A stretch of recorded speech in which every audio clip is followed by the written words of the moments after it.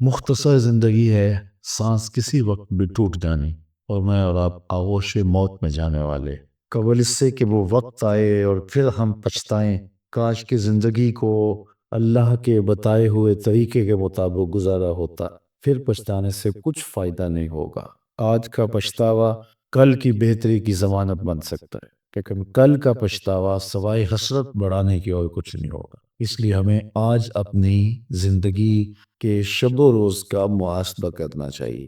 وقت پر کافی ہے ایک قطرہ بھی آب خوش اندام کا، جل گیا جب کھیت بس ہمیں تو پھر کس کام۔ میں نے تو کتب تصوف میں پڑھا ہے، دیگر کتب میں پڑھا ہے کہ قیامت کے دن نیکوکار بھی پچھتائیں گے۔ بدکاروں کا پچھتانا تو سمجھ میں آتا ہے کیوں پچھتائیں گے، لیکن نیکوکار کیوں پچھتائیں گے؟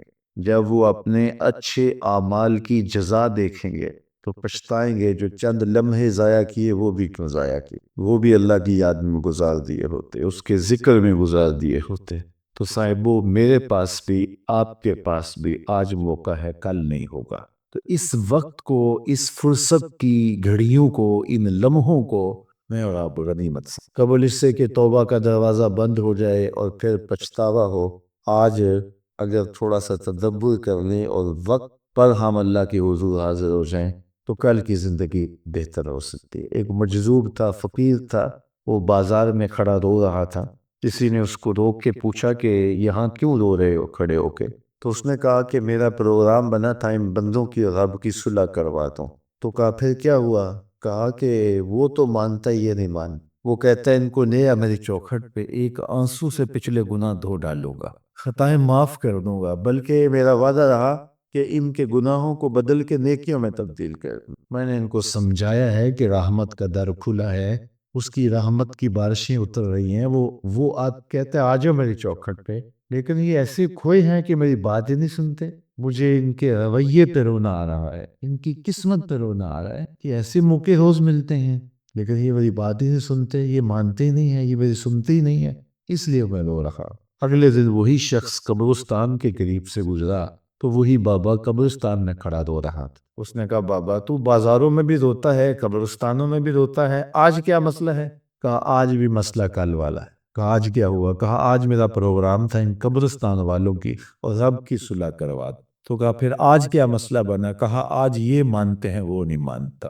قبل اس سے کہ وہ ماننے سے انکار کر دے، توبہ کا دروازہ بند ہو جائے، سورج مغرب سے طلوع ہو جائے، سانسوں کی ڈوری ٹوٹ جائے، آنکھیں تارے لگ جائیں، زبان بند ہو جائیں، ہاتھ اکڑ جائیں، اعضائے بدنیاں بدھ محل ہو جائیں، اس سے قبل ہم اپنے رب سے سچی توبہ کر کے اپنی آخرت کی طرف توجہ دیں۔ میں نے جو قرآن مجید سے کلمات پڑھے ہیں ان میں اسی مضمون کو بیان کیا گیا، یا ایھا الذین آمنوا اتقوا اللہ، اے ایمان والو اللہ سے ڈر جاؤ، وَلْتَنْظُرْ نَفْسٌ مَا قَدَّمَتْ لِغَدٍ، اور ہر جان یہ دیکھے اس نے آنے والے کل کے لیے آگے کیا بھیجا ہے۔ حضور فرماتے ہیں جب کوئی شخص فوت ہوتا ہے تو لوگ کہتے ہیں اس نے پیچھے کیا چھوڑا ہے، فرشتے کہتے ہیں اس نے آگے کیا بھیجا۔ میں اور آپ دیکھیں کہ ہم نے آگے کیا بھیجا ہے، ہماری اصل کمائی وہ ہے جو ہم آگے بھیج چکے ہیں۔ فرمایا کہ ابن آدم کہتا ہے مالی مالی مالی، فرمایا اس کا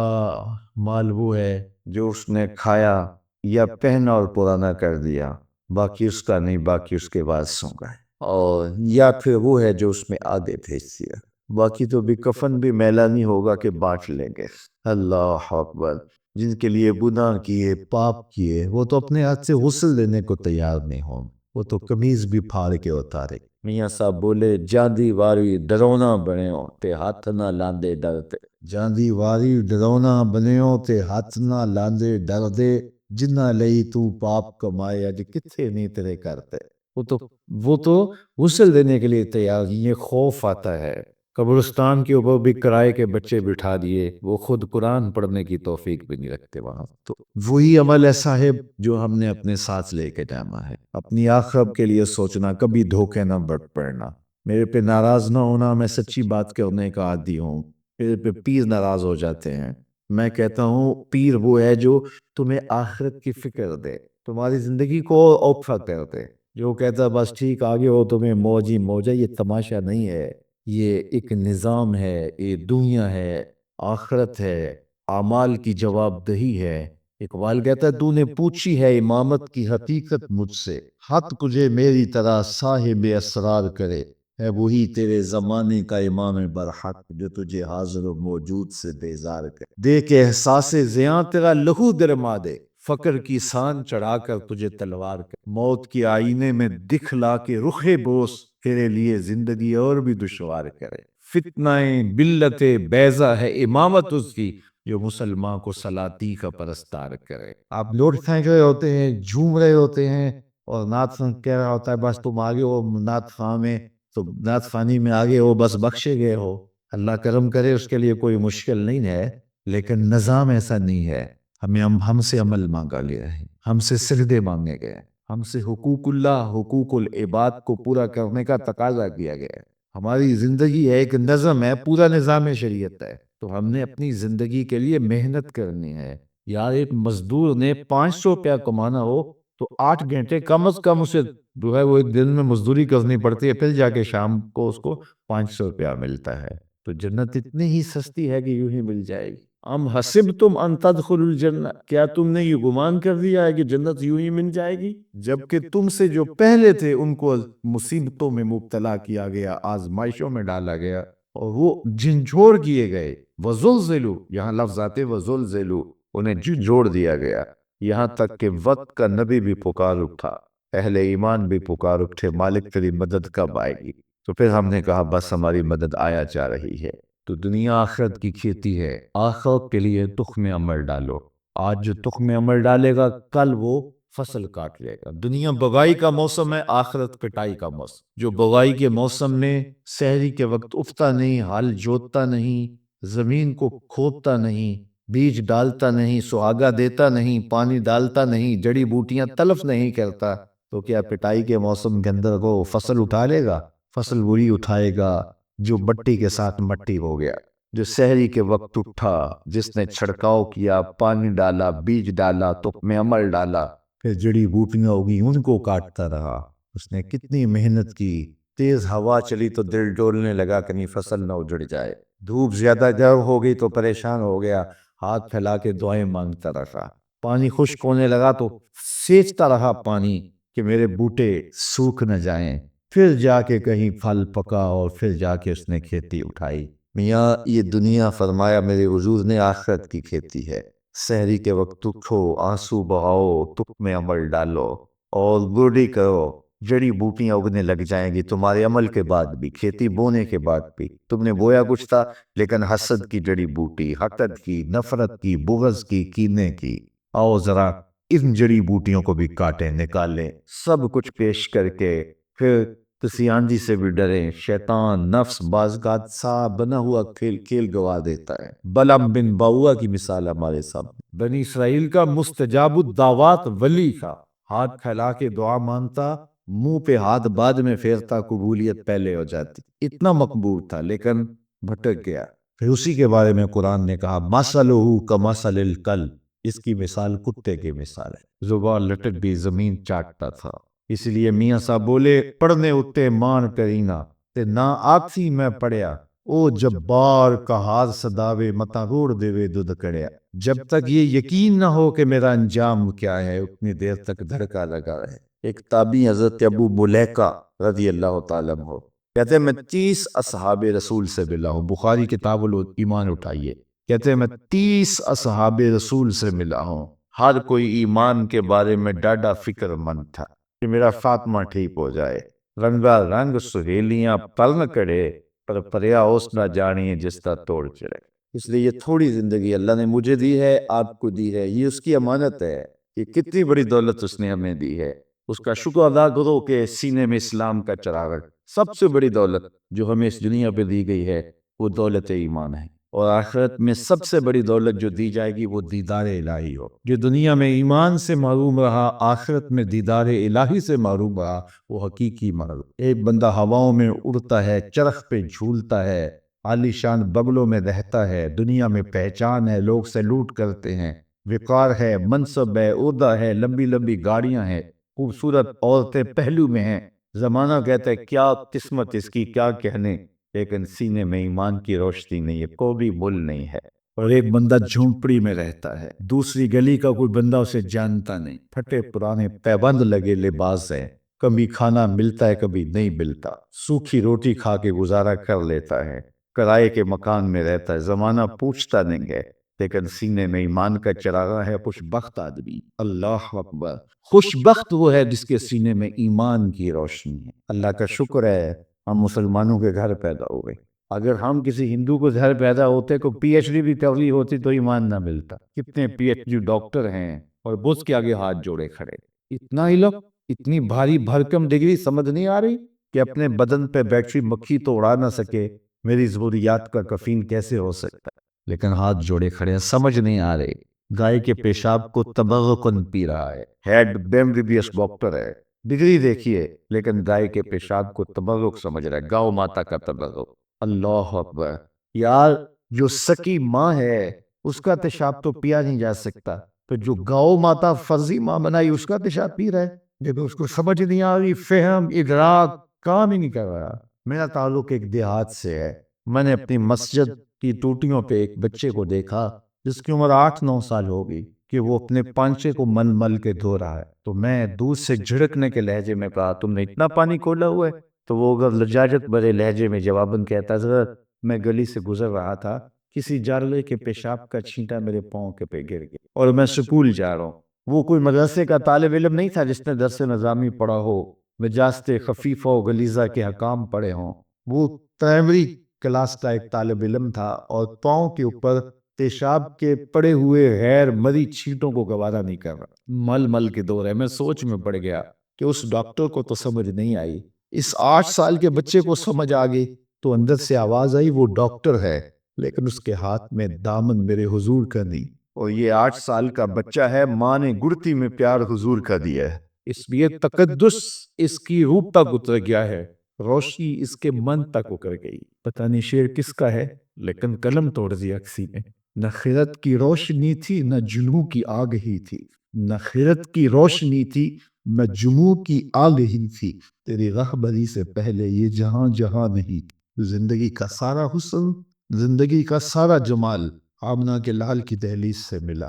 ہم تو گلیوں میں رو رہے ہوتے اگر حضور نہ ملتے، تو اس نعمت کو کبھی چھوٹا نہ سمجھنا، ساری زندگی حضور کے نام لگا دو۔ حضور ہم آپ کے، ہمارا جینا آپ کے لیے، ہمارا مرنا آپ کے لیے، ہماری ایک ایک سانس آپ کے نام، ہم جئیں گے تو آپ کے لیے، ہم مریں گے تو آپ کے لیے، ان کے ہو کے تو دیکھو زمانہ تمہارا ہو جائے گا۔ اقبال کے سارے کلام کا رس نچوڑیں تو جوس یہ نکلتا ہے کہ محمد سے وفا تو نے تو ہان تیرے، یہ جہاں چیز ہے کیا کہو قلم دے۔ اقبال کہتا حضور سے لتا کا رشتہ قائم کر لو، پھر قلم بھی تمہیں دے دیں گے، تختی بھی تمہیں دے دیں گے، پر جو لکھنا ہوا لکھ لینا، تمہاری تقریر کے فیصلے واشنگٹن میں نہیں ہوں گے، بلکہ خدا بندے سے خود پوچھے گا بتا تیری رضا شرط کیا ہے کہ رسول اللہ کے ساتھ وفا کا رشتہ ہو۔ تو کہا یا ایھا الذین آمنوا، اے ایمان والو، اتقوا اللہ، اللہ سے ڈر جائے۔ اللہ سے ڈرنے کا سبق بھی، اور اس ایک آیت میں 2 مرتبہ یہ بات کی، یا ایھا الذین آمنوا اتقوا اللہ ولتنظر نفس ما قدمت لغد واتقوا اللہ، ایک آیت میں 2 مرتبہ کہا گیا اے ایمان والو اللہ سے ڈر جاؤ، اور قرآن مجید میں 33 مرتبہ ہمیں تقوی کا حکم نامہ دیا گیا ہے۔ یہ اتنی اہم چیز ہے، اللہ سے ڈرنے کا حکم حضور علیہ السلام سے دی۔ جب کوئی کہتا حضور ہمیں کوئی وصیت کیجئے تو حضور کہتے اوصی کا بتقوی اللہ، میں تمہیں اللہ سے ڈرنے کی وصیت کرتا ہوں۔ تقوی ہے کیا؟ جس کی وصیت رسول کریم بھی بار بار کرتے ہیں۔ تقوی ہے کیا؟ جس کی وصیت میرا رب بھی کہتا ہے، بار بار حکم دیتا ہے کہ تم تقوی اختیار کرو، اللہ سے ڈر جاؤ۔ اللہ کوئی ایسی چیز ہے جس سے ڈرا جائے؟ بندہ جس سے ڈرتا ہے اس سے وحشت بھی کرتا ہے۔ سانپ سے ڈرتا ہے، پتے کٹ گئے تو مار دے دیتا ہے۔ چور ڈاکو سے ڈرتا ہے، قابو آ جائے انہیں چھوڑتا بھی نہیں، لیکن اللہ سے بندہ ڈرتا بھی ہے، محبت بھی کرتا ہے۔ تو یہ ڈرنا کس معنی میں؟ تو یہ ڈرنا اس معنی میں ہے کہ بندہ جس سے محبت کرتا ہے اس کی ناراضگی سے ڈرتا ہے۔ اللہ سے ڈرنا اس معنی میں ہے کہ وہ ناراض نہ ہو جائے، وہ روٹھ نہ جائے، کیونکہ میں اس سے پیار کرتا ہوں، اور جس سے بندہ پیار کرتا ہے اس کے تو تیور بدلے تو نیندیں اڑ جاتی۔ تو بندہ رب سے پیار کرتا ہے، کتنا پیار کرتا ہے؟ قرآن سے پوچھئے والذین آمنوا اشد حبا للہ، ایمان والے اللہ کو ٹوٹ کے چاہتے ہیں۔ دنیا میں کسی نے کسی سے اتنا پیار نہیں کیا ہوگا جتنا بندوں نے رب سے پیار کیا ہے۔ اللہ اکبر. تو جس سے پھر پیار کیا جائے اس کی ناراضگی سے ڈرا جاتا ہے. تو پھر ناراضگی سے بچنے کے لیے اس کے حکموں کو توڑنے سے بچا جاتا ہے. اللہ سے ڈرنے کا مطلب یہ ہے اس کے حکام بجا لائے جائیں. اللہ سے ڈرنے کا مطلب یہ ہے اس کی نافرمانیوں سے بچا جائے. جن کاموں سے روکا ہے رک جایا جائے، جن کاموں کا حکم دیا ہے بجا لائے جائیں. یہ ہے اللہ سے ڈرنے کا مفہوم. تو کہا ہے ایمان والو اللہ سے ڈر جاؤ، یہ تقوی اختیار کرو. ویسے تقوی کے بارے میں تو اتنا کچھ لکھا علماء نے، یہ الگ مضمون ہے، لیکن دو ایک باتیں. بعض نے کہا تقوی یہ ہے کہ نیکی کرنے کے باوجود بھی ڈرا جائے کہ پتہ نہیں نیکی قبول ہوئی ہے یا نیکی کرنے کے باوجود بھی یہ کیفیت. بعض لوگ نیکی کر کے پھول جاتے ہیں، اور کسی نے 2 نمازیں زیادہ پڑھ لی تو بے نمازیوں کو حقیر سمجھنے لگ جاتا. نیکی کرنے کے بعد پھولنا نہیں ہے، نیکی کرنے کے بعد بھی خوف رہے پتہ نہیں قبول بھی ہوئی ہے. حضرت عمر عید کے دن رو رہے تھے. کسی نے کہا آج تو خوشیوں بھرا دن ہے. کہا مجھے نہیں پتا میرے روزے قبول ہوئے ہیں یا کی. حضرت بایزید بستامی کو ایک بڑھیا نے کہا حضرت ایک مسئلہ پوچھنے آئی ہوں. کہا پوچھئے. کہا میرے گدھے کی دم اچھی ہے یا آپ کی داڑھی اچھی؟ ایسا مسئلہ کو مجھے پوچھے پہ جانے کہاں پائے. لیکن بایزید بستامی رو پڑے. کہا بڑھیا تیرے سوال کا جواب میرے پاس نہیں ہے، ابھی تو مجھے پتہ ہی نہیں ہے کہ میرا ماجرا کیا ہے، یہ تو مرنے کے بعد ہی بتا سکتا. حضرت بایزید کا انتقال ہو گیا. بڑھیا کو خواب میں ملے. اس نے کہا میرا سوال اسی جگہ پہ کھڑا ہے. کہا اللہ کا شکر ہے میرا خاتمہ ایمان پہ ہو گیا. تیری داڑھی، تیرے گدھے کی دم کو میری داڑھی سے کیا نسبت ہے؟ تو بڑھیا نے کہا بتاؤ آپ کے رب نے آپ کے ساتھ کیا سلوک کیا؟ تو حضرت بایزید کہتے ہیں جب میں مالک کے حضور پیش ہوا تو مالک نے پوچھا ہے بوڑھے بتا میرے پاس کیا لے کر آیا ہے؟ 72 سال کی عمر میں انتقال ہوا تھا. تو آواز آئی ہے بوڑھے بتا میرے پاس کیا لے کر آیا ہے؟ تو بایزید بستامی کہتے ہیں میں نے جواباً عرض کی مالک بادشاہوں کی چوکھٹ پہ فقیر آئے ہیں تو شہنشاہ یہ تو نہیں پوچھا کرتے کیا لے کر آئے ہو. شہنشاہ تو فقیروں کو یہی پوچھتے ہیں کیا لینے آئے ہو. تو میں لے کر تو کچھ نہیں آیا، تیری رحمت کا سوالی بن کے آیا ہوں. تو اللہ نے بغیر حساب کے میری مغفرت فرمائی. تو جب تک یہ یقین نہ ہو کہ میرا انجام کیا ہے، دھڑکا تو لگا رہے، مومن کی زندگی ہے. تو کہاں نیکی کرنے کے باوجود بھی ڈرتا رہے پتہ نہیں قبول ہوئی ہے کہ. اللہ اکبر. حضرت کعب احبار یہ تابعی ہیں، لیکن انہوں نے حضور کو دیکھا ہے. حضور کو دیکھنے والا صحابی ہوتا ہے نا، لیکن حضور کو دیکھا بھی ہے لیکن پھر بھی تابعی. کیوں؟ اس لیے کہ یہودیوں کے بہت بڑے عالم تھے، احبار تھے، اور حضور علیہ السلام کی ملاقات ہوئی، زیارت ہوئی، لیکن ایمان نہ لائے. پھر حضرت عمر فاروق کے دور میں انہوں نے اسلام قبول کی. تو حضور کو دیکھا بھی ہے لیکن صحابی نہیں، تابعی ہیں.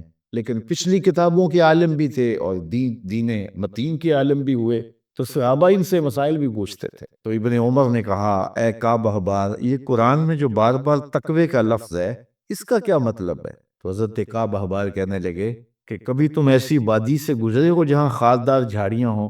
تو انہوں نے کہا ہاں کئی مرتبہ گزرا ہوں. بڑا کیسے گزرے ہو؟ کہا میں دامن سمیٹ لیا، کوئی کانٹا میرے دامن سے الجھ نہ جائے. کالا فضا کا تقوی. کہا تقوی بھی اسی کا نام ہے. دنیا سے یوں گزرا جائے کہ کوئی گناہ سے دامن آلودہ نہ ہونے. جگہ جگہ جھاڑیاں ہیں، جگہ جگہ کانٹے بری گناہوں بری جھاڑیاں، دابتے گناہ دیتی ہیں، توجہ کھینچتی ہیں، دل کیس، لیکن بچ بچ کے نظریں بچا کے گزر جایا جائے. یہ ہے تقوی. دنیا میں رہتے ہوئے دنیا سے بچا جائے. دنیا کے ترک کرنے کا نام کمال نہیں ہے، دنیا میں رہ کے دنیا کی خرابیوں سے بچنے کا نام کمال. کمال اس مرغابی کا ہے جو پانی میں رہتی بھی ہے لیکن پانی کو پروں میں جذب بھی نہیں ہونے دیتی. صوفیہ فرماتے ہیں دنیا میں ایسے رہو جس طرح کشتی پانی میں رہتی، پانی میں رہتی ہے لیکن پانی کو اپنے اندر نہیں آنے دیتی. کشتی میں پانی رہے تو خیر ہے، خود بھی ترے گی اوروں کو بھی ترائے گی، لیکن اگر پانی کشتی میں آ گیا تو کشتی اور اس کے سواروں کو لے ڈوبے گا. کہا دنیا میں تم رہو، دنیا تمہارے اندر نہ رہے. اللہ اکبر. دنیا تمہارے اندر آگے پلے بچے گا کچھ. من نظر الی الدنیا نظر العب اخرج اللہ تعالی من قلبه نور الیقین والزہد. جو دنیا کو محبت کی نظر سے دیکھتا ہے اللہ اس کے دل سے تقوی کا نور کھینچ لیتا ہے. پھر اس کے سجدے وسمی رہ جاتے ہیں، اس کی نمازیں دکھاوے کی رہ جاتی ہیں، پھر اس کے سارے اعمال بس رسمی رہ جاتے ہیں. پھر نہ سجدے کی لذت باقی بچتی ہے، نہ رکوع اور قیام کا لطف باقی رہتا ہے. پھر سب کچھ اس کی تقریر، اس کا واعظ، اس کا سننا، اس کا سنانا، سوائے رسم کے اور کچھ نہیں ہوتا. تو دنیا سے محبت نہیں کیجیے گا. میرے حضور فرمایا کن فی الدنیا کانک غریب او کعابر سبیل. دنیا میں ایسے رہو جس طرح کوئی اجنبی مسافر رہتا ہے. یا پھر کوئی سڑک عبور کرنے والا گزرتا ہے، دائیں بائیں سے دیکھ کے سڑک عبور کر جاتا ہے۔ فرمایا میری اور دنیا کی مثال ایسے ہے جس طرح کوئی مسافر گزر رہا تھا، راستے میں شجر سایہ دار آ گیا اور وہ چند لمحوں کے لیے سستانے کے لیے رک گیا اور پھر منزل کی طرف چل پڑا۔ تو دنیا میں چند لمحوں کے لیے ہم رکے ہیں، کوئی 60 سال کے لیے رکا ہے، کوئی 70 سال کے لیے رکا ہے، کوئی 50 سال کے لیے، کوئی 20 سال کے لیے، کوئی 40 سال کے لیے۔ کسی کے 40 سال بیت گئے، کسی کے 50 سال بیت گئے، کسی کے 20 سال بیت گئے۔ تھوڑی دیر کے بعد دوپہر کٹ جانی ہے، سایہ جو ہے وہ ختم ہو جانا ہے، اٹھ کے پھر پوچھ کرنا ہی پڑنا ہے۔ تو قبل اس سے چونکہ یہ 60 سال، 6 سال، 50 سال، 20 سال، 40 سال، یہ ہمارا اس درخت کی چھاؤں کے نیچے بیٹھنا ہے، اور اس کے بعد ایسی زندگی ہے، ایسی لمبی زندگی، نہ ختم ہونے والی زندگی، یوم حشر ایک دن جو ہے 50,000 سال کا، 50 سال کا نہیں، 100 سال کا نہیں، 50,000 سال کا ایک دن، اور یہ ساری دنیا 60 سال، یہ ساری زندگی جو ہے وہ 50 سال کی، 60 سال کی، 70 سال، اس میں بھی پہلے 8-10 سال بچپن کی مدہوشیوں میں گزر گئے، کچھ بڑھاپے کے دھپوں میں گزر گئے، دن میں 8 گھنٹے سوئے تو زندگی کا تیسرا حصہ یہ گزر گیا، 45 سال زندگی ہے تو 15 سال یہ نکل گئی، 10 سال بچپن کے نکل گئے، 5 سال داپے کے دھکے نکل گئے۔ روز ایک دن میں کتنی مرتبہ واش روم میں جانا پڑتا، آدھا گھنٹہ بھی لگا رہے روز کا، تو روز کا یہ بھی نکال لو، کتنی زندگی بچتی ہے۔ میرے ایک دوست نے اندازہ لگایا 13 سال 13 سال کے لیے، 15 سال کے لیے، 14 سال کے لیے اپنے رب کو ناراض کیا ہوا ہے۔ یا ایھا الانسان ما غرک بربک الکریم، آواز آئی ہے انسان اپنے کریم رب کو چھوڑ دیا تم نے۔ 70 ماؤں سے زیادہ پیار کرنے والا، ماں پیار کرتی ہے، بہت پیار کرتی ہے، لیکن مالک کے پیار کا مقابلہ ہی نہیں۔ ماں اولاد سے اتنا پیار کرتی ہے، اس کے لیے دکھ جی لیتی ہے، تکلیفیں گوارا کر لیتی۔ میں آپ سے پوچھتا ہوں کہ ماں اولاد سے اتنا پیار کیوں کرتی ہے؟ آپ کا ایک ہی جواب ہوگا کہ ماں نے بچے کو جنم جو دیا ہے۔ تو میرے اس جملے پہ اگر غور کرو اور میں تقریر ختم بھی کر دوں تو آپ کے آنے کا اور میرے آنے کا مقصد پورا ہو جائے گا۔ یہ جملہ اگر آپ سمجھ جائیں، جس ماں نے جنم دیا ہے وہ اتنا پیار کرتی ہے، جس رب نے خلق دیا ہے وہ کتنا پیار کرتا۔ ماں نے جنم دیا ہے، خلق نہیں کیا، تخلیق نہیں کی۔ جنم دینے والی کا پیار کسی ترازو پہ نہیں تولا جا سکتا، جس نے خلق کیا ہے وہ کتنا پیار کرتا۔ تو ماں کی گود چھوڑ کے بچہ بھاگ جائے تو ماں کہتی ہے پتر آجا، اتنی ٹھنڈ کہیں نہیں ملے گی، اتنی گھری چھاؤں کہیں نہیں ملے گی، آجا میری باہیں تیرے لیے کھلی ہیں۔ تو مالک کی دہلیز چھوڑ کے بندہ بھاگتا ہے تو ذرا اس کی آواز بھی دیکھو، یا ایھا الانسان ما غرک بربک الکریم، او بھاگنے والے آجا، پلٹ کے تیرا رب بڑا ہی کریم۔ مجھے بتاؤ بھاگنے والوں کو کوئی یوں بھی آواز دیتا ہے؟ کبھی آپ نے پولیس کو مجرم کا تعاقب کرتے دیکھا ہوگا، لیکن یہ دیکھیے بھاگنے والے کو جو اللہ کے در سے بغاوت کر کے بھاگ رہا ہے، چھوڑ کے بھاگ رہا ہے، شیطان نے جس کو اغوا کر لیا ہے اور بھاگ رہا ہے اس کی دہلیز سے، مسجد کے قریب ہوتے ہوئے بھی پنج گانا صدائے دل نواز آتی حی علی الصلاح، لیکن یہ نیند کے خراٹوں میں ہوتا ہے۔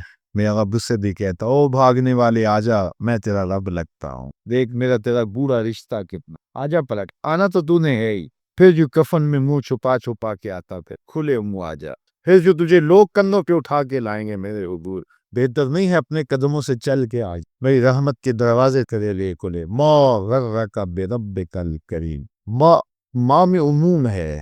اہل علم علماء یہاں جو یا طلباء بیٹھے ہیں درس نظامی کے، وہ جانتے ہیں ماں میں کیا اس ما غرک، وہ کون سی شے ہے جس نے تجھے مغرور کر دی؟ دولت، حسن، جوانی، اقتدار، کوئی ایک چیز بھی ہے جو تیرے پاس ٹھہرنے والی ہے؟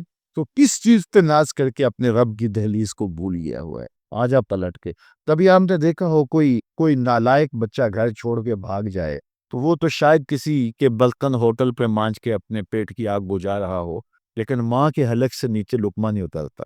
ماں نہ کچھ کھاتی ہے نہ کچھ پیتی ہے، اور باپ بھی بے قرار ہوتا ہے، پوچھتے پھر نالائق کدھر چلا گیا۔ اخبارات میں اشتہار چھپتے آپ نے بھی دیکھے ہوں گے، اس نام کا بچہ، رنگ سانولا، لباس اس طرح کا، وضع قطع ایسی، اٹھنے بیٹھنے کا سٹائل یہ، اتنے دنوں سے گھر سے گم ہے، اگر کسی کو ملے تو اس نمبر پہ، اس ایڈریس پہ اطلاع کرے، اتنا انعام دیں گے۔ اور پیچھے لکھا ہوتا ہے نوٹ، اگر وہ خود پڑھے تو واپس آج سے کچھ نہیں کہا جائے۔ تو میں جب بھی یہ اشتہار پڑھتا ہوں تو میری نظر اس آیت پہ رکتی ہے، رب بھی کہہ رہا ہے یا ایھا الانسان ما غرک بربک الکریم، او باغے ہوئے انسان، آجا پلٹ کے فقط کریم ہے کچھ نہیں کہے گا، آجا پلٹ کے اس کی رحمت کے دروازے کھلے ہیں۔ مجرم جب بھاگتے تو واپس آتے ہوئے وہ ڈرتا ہے کہ کیا سلوک ہوگا، لیکن یہ دہلیز ایسی ہے، مجرم بھاگ گیا ہے، اس کی رحمت آوازیں دے رہی، آجا آجا پلٹ کے، میری رحمت کے دروازے کھلے ہوئے۔ اور پھر اتنا کرم ہوتا ہے، اتنا کرم ہوتا ہے، جب بندہ اس کے حضور واپس آتا ہے اللہ گناہوں کے بدل کے نیکیوں میں تبدیل کر دیتا۔ کتنی کرم نوازی ہم تو، کتنا بد نصیب ہے جو اس کی دہلیز پہ نہیں آتا۔ ہم تو مائن بکرم ہیں، کوئی سائل ہی نہیں، راہ دکھلائیں کسے رہ روے منزل، جلوائے طور تو موجود ہے کوئی موسیٰ، تو اس کی رحمتیں آوازیں دے رہی، یا ایھا الذین آمنوا اتقوا اللہ، اے ایمان والو اللہ سے ڈر جاؤ، ولتنظر نفس ما قدمت لغد، اور ہر جان دیکھے اس نے آنے والے کل کے لیے آگے کیا کہتے ہیں۔ میں دنیا کے مختلف ممالک میں جاتا ہوں، ابھی میں جو ہے وہ گھر نہیں آیا، میں سری لنکا سے سیدھا کراچی اور وہاں سے پشاور اور آپ کے پاس آ گیا۔ وہاں میں جہاں بھی جاتا ہوں تو ایک بات ضرور کہتا ہوں دوستوں کو، پاکستان سے گئے ہوئے لوگ ہوتے ہیں تو میں ان کو کہتا ہوں کہ تم یہاں 3 2 4 مرلے کے گھروں میں رہ رہے ہو، اور ایک کوارٹر کے اندر میں دیکھتا ہوں کہ 15 نوجوان رہ رہے ہوتے ہیں۔ کہ میں کہتا ہوں پاکستان میں اگر میں کبھی آپ کو ملنے جاؤں آپ کے علاقے میں، تو آپ کی 5 کنال کی 4 کنال کوٹھی ہوتی ہے، اور وہاں آپ سال میں صرف 1 مہینے کے لیے جاتے ہو، اور یہاں آپ جو ہے وہ 11 ماہ رہنا ہوتا ہے، اور یہاں ایک چھوٹے سے کوارٹر میں 15 لوگ رہ رہے ہو اور کھانا لقم پکا رہے ہو، تو یہاں آپ گھر کیوں نہیں بناتے؟ تو وہ کہتے ہیں حضرت آپ جانتے ہیں یہاں ہم نے کون سا بیکس رہنا ہے، اصل ہم نے وہاں پلٹ کے اپنے ملک ہی جانا ہے نا، تو اس لیے ہم نے وہاں کے لیے انویسٹمنٹ کی، یہاں سے کماتے ہیں وہاں بھیجتے ہیں۔ میں نے کہا یہی مثال دنیا اور آخرت کی سمجھ، یہاں سے کمائی کرو اور جنت کے لیے وہاں محل بناؤ، یہاں جیسے بھی گزرے گی گزری جائے گی، اصل زندگی آخرت کی زندگی۔ اس لیے خندق کھودتے صحابہ کو دیکھا تو پیار آیا تو یہی کہا، اے اللہ زندگی تو آخرت کی زندگی ہے، میرے انصار کو بھی بخش دے، میرے مہاجروں کو بھی بخش۔ تو جس کی آخرت ٹھیک ہوئی وہی سرخرو ہے۔ دنیا بھی ٹھیک ہو، ہم نہیں کہتے دنیا ٹھیک نہ ہو، اسلام دنیا بھی ٹھیک گزارنے کی تلقین کرتا، لیکن ترجیح آخرت، لیکن ہم ایسے غافل، ہماری ترجیح دنیا ہے۔ بل تؤثرون الحیات الدنیا والآخرۃ خیر وابقیٰ، تم جیتی دنیا کو ترجیح دیتے ہو، حالانکہ آخرت بہتر بھی ہے اور دائمی بھی ہے۔ وہ نہ ختم ہونے والی زندگی ہے، یہ ختم ہو جانے والی، یہ خواب ٹوٹ جائے گا۔ مجھے بتائیے، آپ میں سے 70 80 سال کے بوڑھے لوگ بھی بیٹھے ہیں، اور 30 35 40 سال کے جوان بھی بیٹھے ہیں، 16 17 18 سال کے نو عمر بھی بیٹھے ہیں۔ سب مجھے بتائیے جن کی 40 سال یا 50 سال یا 60 سال زندگی گزری، تو وہ بتاؤ کہ کیسے گزری، کتنی دیر لگی، اور سب میں ایسے ہی گزر گئی، چٹکی میں گزر گئی۔ یہ کل کی کہانی ہے، ہمیں دیہات کی گلیاں دکھائی دے رہی ہیں، وہ کاغذ کی کشتی، وہ بارش کا پانی، وہ کل کی کہانی ہے، وہ مٹی کے گھروندے، وہ بچپن، ابھی کل کی کہانی، ننھی سی ایک لکیر ہے، اور ہم یہاں آ کھڑے ہوئے۔ تو میں کہتا ہوں کہ 60 سال گزرتے پتہ نہیں چلا، تو آگے 60 سال تو نہیں ہے، 40 سال گزرتے خبر نہیں ہوئی، تو آگے 40 سال تو نہیں۔ تو جب وہ گزر گئے اور ایسے گزر گئے، باقی 2 سانسیں ہیں، یا 2 سال ہیں، یا 20 سال ہیں، یا 30 سال ہیں، تو وہ بھی ایسے ہی گزر جائیں گے۔ تو اصل زندگی آخرت کی زندگی، جس میں اختتام ہی نہیں۔ کہتے ہیں جنتی جنت میں جا کے ایک ہی خوف، ایک ہی خدشے میں ہوں گے، کہیں موت نہ آ جائے، یہ منظر بدل نہ لائے، اور جہنمی جہنم میں جا کے ایک ہی امید ہوگی انہیں، کاش کے موت آ جائے تو جان چھوٹ گئے۔ پھر مینڈے کی شکل کے اندر جو ہے وہ حشر کے میدان میں موت کو لایا جائے گا، جنتی جنت سے اور جہنمی جہنم سے دیکھ رہے ہوں گے، اور پھر مینڈے کی شکل میں لائی ہوئی موت کو ذبح کر دیا جائے گا۔ اب موت کو بھی موت آ گئی، تو جنتی اتنے خوش ہوں گے کہ اگر خوشی سے مرا جاتا، موت کو موت نہ آئی ہوتی تو یہ مر جاتے، اور جہنمی اتنے دکھی ہوں گے کہ اگر موت کو موت نہ آئی ہوتی اور غم سے مرا جا سکتا ہوتا تو یہ مر جاتے۔ ایک ابدی زندگی ہے جو نہ ختم ہونے والی ہے، اور یہ زندگی بکھر جانے والا خواب ہے۔ تو میں سمجھتا ہوں اس سے بڑا جو ہے وہ اہمیت نہیں ہے جو اپنی آخرت کو برباد کرتا۔ تو سورۃ الاعلیٰ کے اندر خاص طور پہ یہ بات کہے گی، بل تؤثرون الحیات الدنیا والآخرۃ خیر وابقیٰ ان ھذا لفی الصحف الاولیٰ صحف ابراہیم و موسیٰ۔ یہ صرف ہم نے قرآن میں بیان نہیں کیا، یہ حضرت ابراہیم، حضرت موسیٰ پر جو صحیفے اترے تھے، یہ کہانیاں ہم نے وہاں بھی لکھی، انسان کو بتایا ہے، اس کو معاد کی خبر بھی ہے، دنیا کی بے ثباتی کی کہانی بتائی ہے، تو وہ اس دنیا میں رہ کے اپنی آخرت کی طرف توجہ دے، یہ بوائی کا موسم ہے، آخرت پٹائی کا موسم ہے۔ تک میں عمل ڈالے، محنت کرے، بودی لے، جڑی بوٹیاں تلف کرے، اپنے عمل کی بےعزتیاں کرے، آنسوں کا چھڑکاؤ کرے، تہجد کے سجدے نصیب ہوں۔ پانچ گانا نمازوں میں کوتاہی ممکن ہی نہ ہو۔ ہمارے بزرگ فرمایا کرتے تھے سونے سے قبل 5 انگلیاں بھی گن لیا کرو، 5 نمازیں بھی گن لیا کرو۔ اور اگر تہجد نصیب ہو جائے، کتنے خوش نصیب ہیں وہ لوگ جو سحری کا اف نہ پا لیتے ہیں۔ ایک روایت میں آتا جب سحری کے لمحے ہوتے ہیں تو شوہر اٹھتا ہے اور اپنی بیوی کو بھی جھنجھوڑتا ہے، لیکن نیند کے غلبے کی وجہ سے وہ اٹھ نہیں پاتی۔ خیر یہ چلا جاتا ہے، وضو کرتا ہے، واپس آتے وہ چلو میں تھوڑا سا پانی بھی آتا ہے اور اپنی بیوی کے اوپر چھڑک دیتا تو وہ بھی اٹھ جاتی ہے اور یہ مصلی بچھا کے نماز پڑھنے لگ جاتا ہے، اللہ کے علو سجدہ ریزیاں کرتا ہے، اور وہ بھی جلدی سے وضو کر کے اس مصلی کے ساتھ مصلی بچھا کے خاتون بھی نماز پڑھنے لگ جاتی۔ تہجد کے سجدے ہیں، سحری کے لمحے ہیں، رات کی تاریکیاں ہیں، کوئی دیکھنے والا نہیں ہے، 2 مصلی بچھے ہیں، ایک پہ شوہر کھڑا ہے، ایک مصلی پہ بیوی کھڑی ہے، رب کی دہلیز کا نوپر اور اس کی چوکھٹ کی بادی دونوں سجدہ ریز ہیں۔ حدیث میں آتا ہے جب یہ سجدے کر رہے ہوتے ہیں اللہ دیکھ کے مسکرا رہا، اپنی شان کے مطابق مسکرا رہا ہوتا ہے کہ دیکھو میرا بندہ اور میری بتی میرے لیے سجدے کر رہے ہیں۔ پھر کتنی رحمتیں برستی ہیں، کتنی کرم نوازیاں ہوتی ہیں۔ ذرا اپنی سحریوں کا آغاز سجدوں سے کرو، پھر آپ کو کسی بابے کے پاس نہیں جانا پڑے گا کہ جن آ گیا، بھوت آ گیا، ہمارے گھر میں سایہ ہو گیا، بدروحوں کا اثر ہو گیا، کسی نے تعویذ ڈال دیے، جادو کر دیا، ٹونا کر دیا۔